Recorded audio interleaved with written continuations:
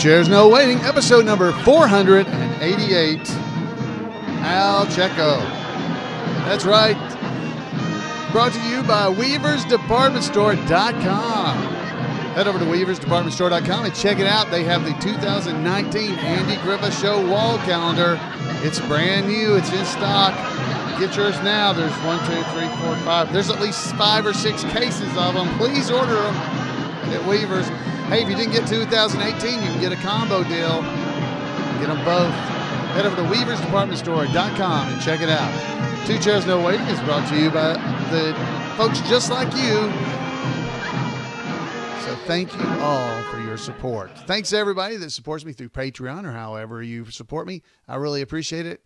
Tonight's episode is really brought to you by my wife, Jan, because she let us go to the Mayberry meetup this past weekend.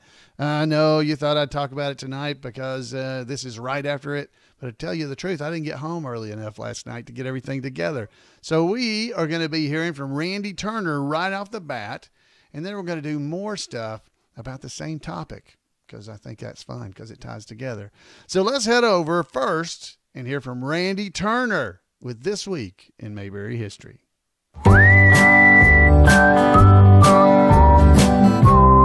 Welcome to This Week in Mayberry History, a report by special correspondent Randy Turner of the Gomer and Cooper Pyle Comic Book Literary Guild of the Mayberry Historical Society. Al Checco was a close friend of Don Knotts, and during his career appeared in several projects with Don, including, of course, The Andy Griffith Show.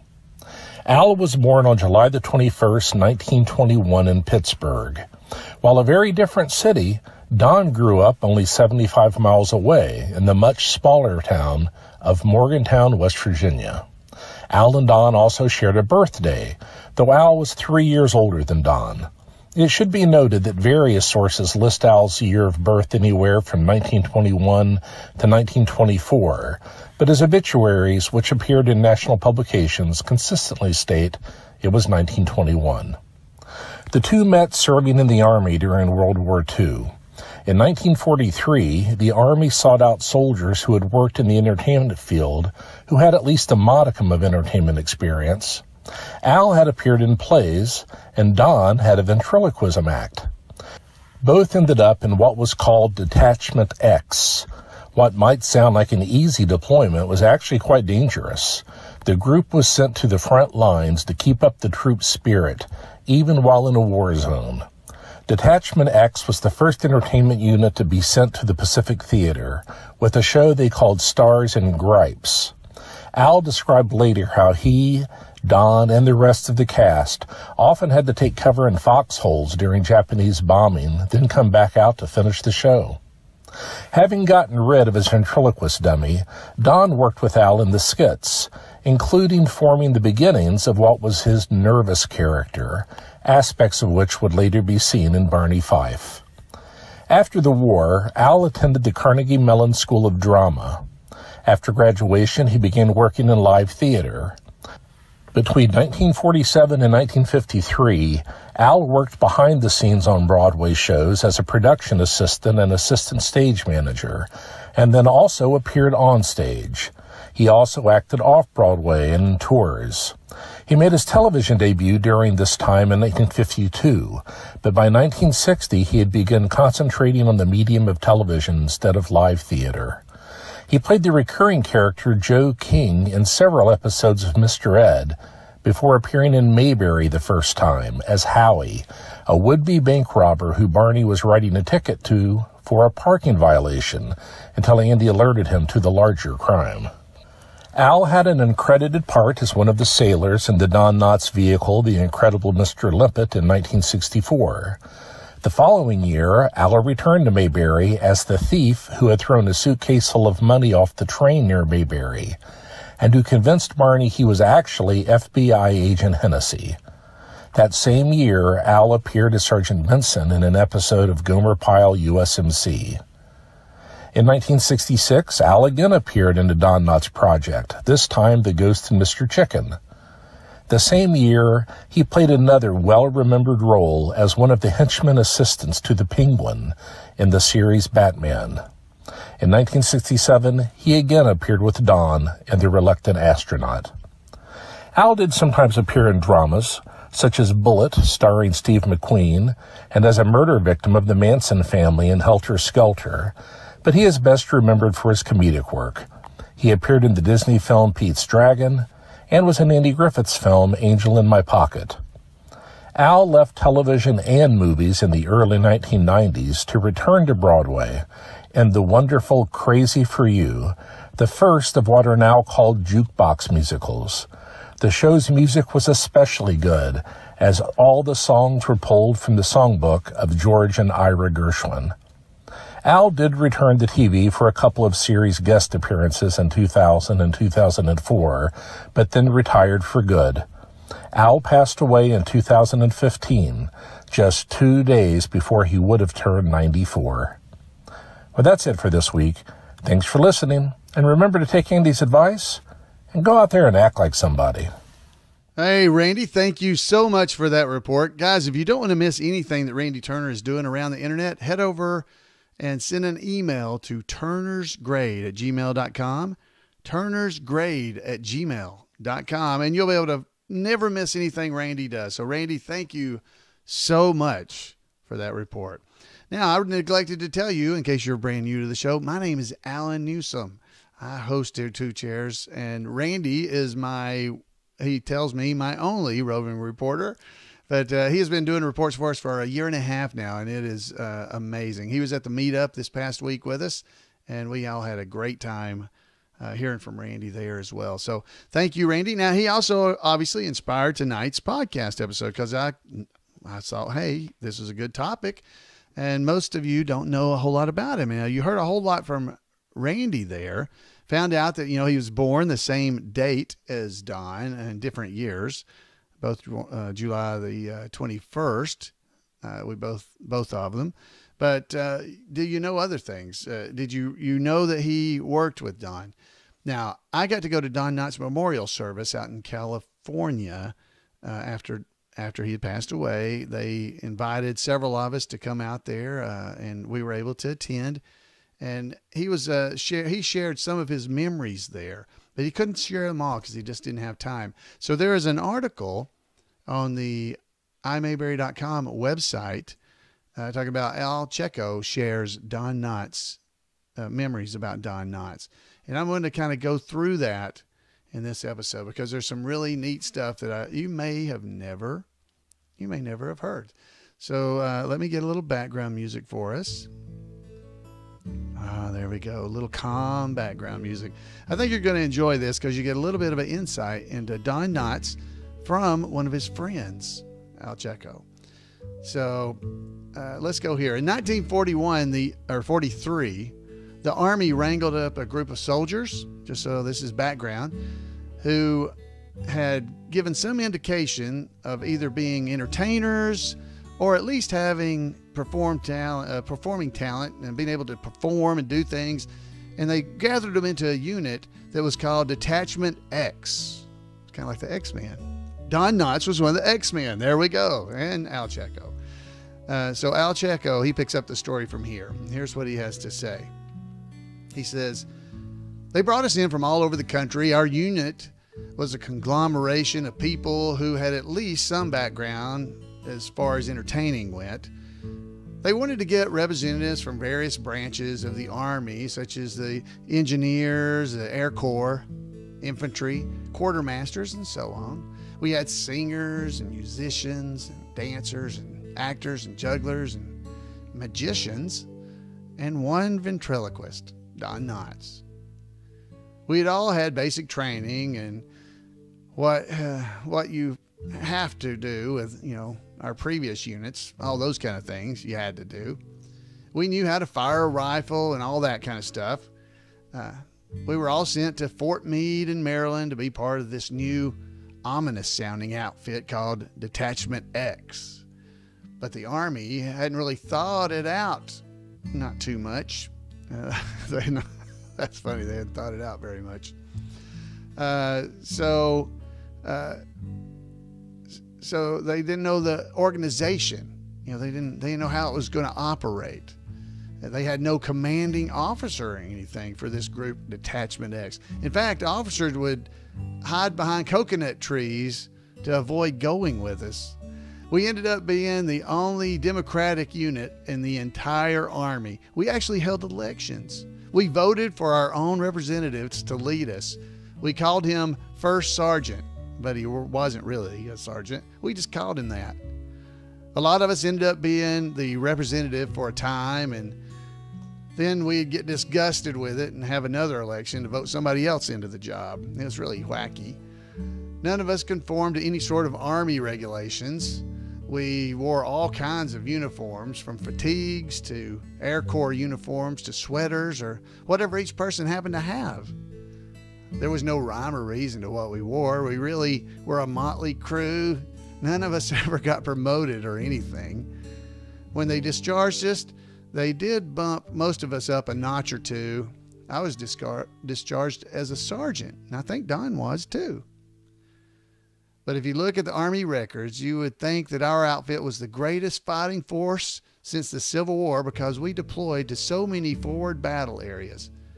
We were just an experimental group of entertainers, and they called us Detachment X only because they had no better name for us. The whole ideal of our unit was to keep the morale of soldiers up on the front lines, so the areas where they sent us to perform were therefore really places with a lot of combat very nearby. After we rehearsed a little, they sent us overseas to the Pacific. We were the first entertainment unit to be sent to the Pacific theater of battle. The first place that we landed was Malene Bay in New Guinea. Hope I said that right. We were sent to islands all over the Pacific. We performed on whatever we could put together to be a stage. Sometimes it might be just the back of a couple of trucks that we were on. Other times we had a tent or a structure that was pretty decent place. We called our show Stars and Gripes. Particularly when we were first there, the Japanese kept bombing us about the same time every night during the first act. Just before I was supposed to sing a song. Maybe I should have taken a hint. Don was supposed to go on right after me with his cute little ventriloquist act that he was doing. And when the Japanese bombed us, the sirens would go off and we'd have to stop the show, jump in our foxholes or whatever, and then come out after that and finish the show. This went on for a number of weeks. I kept suggesting to Don that we resume the show with him going first to get it off to a good start because my song was okay, but it was nothing special. Don would say, No, Al. What you do is good. You warm up the audience. Of course, he was just conning me. Don never liked doing his ventriloquist act. It went over great, but Don just got tired of doing it, and it felt limited. He really wanted to do comedy sketches. We were unloading at one of the islands one day and working like a chain gang, helping each other with footlockers and musical instruments and all that. Danny, Don's dummy, was always in a suitcase that traveled with the other gear, but we discovered that the case was missing. Out of the clear blue sky, the suitcase was gone. When we asked Don about it, he just shuffled back and forth and sheepishly said, Well, I don't know. I don't know. He didn't know what happened to it.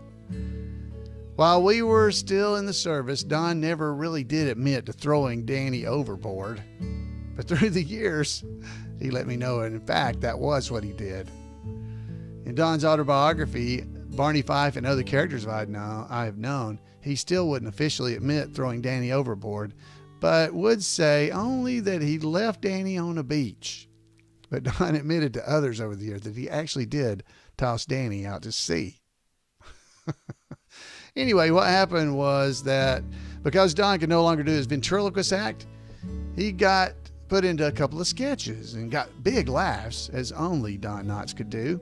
He created sketches with comedian Red Ford and later Mike Shaughnessy. He began developing a kind of nervous character that he would become famous for on Steve Allen, and a little bit even similar to Barney Fife. Don also helped out with the writing for the main show, as well as the presentations we did at hospital wards and stuff. The closing number for the main show was called My Pinup Girl. Of course, there were no women in our outfit, so various guys would dress up as a pinup girl.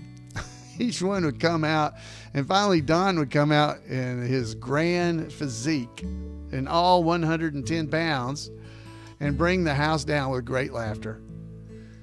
He developed a great ability to play women, stooges, doctors, anything.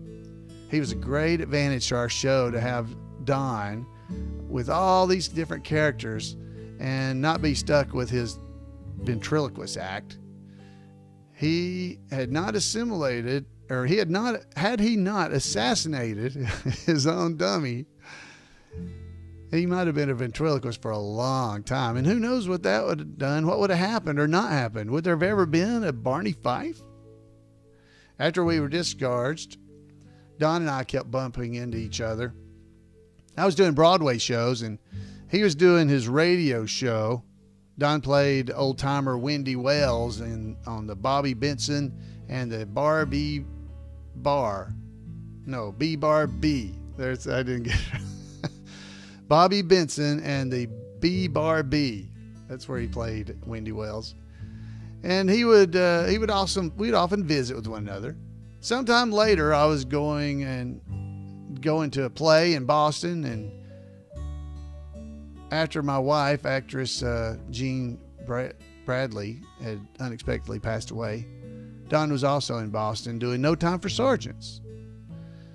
Let me tell you, the compassion Don showed me in those days was incredible. I'll never forget it. He really was such a kind, caring, interesting person. He wanted to share my problems. He was a true friend. Well, we both eventually found our way to Los Angeles and found work, and we stayed in touch. Don introduced me to Aaron Rubin, and along the way, I did a couple of Andy Griffith segments. We kept crossing paths. I was in several of Don's movies. I have a picture of Don, which is still on my wall, that Don inscribed, "Long may our paths cross." And that's true. We kept running into each other for a lifetime. Even in his last years, we would see each other at various times, such as when we played the penny ante poker. He didn't see very well, you know. I'd say, "Don, I think you got it straight there." And Don would say, "You think so? I'll raise." He was unassuming and modest and hilarious all at the same time. Don was more than a comic. He was more than an actor. He was one of the kindest hearts I've ever known. As humble as he was also a magnet for crowds. No matter where we were, New York, Philadelphia, Chicago, or wherever, he was like a Pied Piper, by accident. He didn't seek it out or encourage it. It just happened. We'd walk down the street and people would follow him. He was a phenomenon. Talk about American Idols. Don Knotts absolutely was, and I miss him. So the Rerun Watchers Club extends our thanks to Al Checco for sharing these wonderful memories of his friend Don Knotts, especially about their Army days, which haven't been widely reported on through the years. Folks, that is our story. And I want to thank Randy Turner for making me think of this story. I don't think I've ever covered it here on the podcast, and it is definitely a great one. So, Al Checco. So, the podcast name is Al Checco. So, people are going, what is it, Al Checco? Oh, there you go. Now you know, I guess, I can't probably say that, but this is the rest of the story. So, folks, hey, I hope you have enjoyed this. I know I always do, and I would love to hear from you. So, please take a minute and head over to twochairsnowaiting.com and click the contact button. You'll see how to call me at 888-684-8415 or email me, Floyd@imayberry.com. Let me know what you thought. If you were at the Mayberry meetup, please give me a call at 888-684-8415 and leave your comments. 888-684-8415. I'd like to hear what you thought about the meetup. Folks, until next time, have a great week, and we'll see you here on Two Chairs. Go ahead.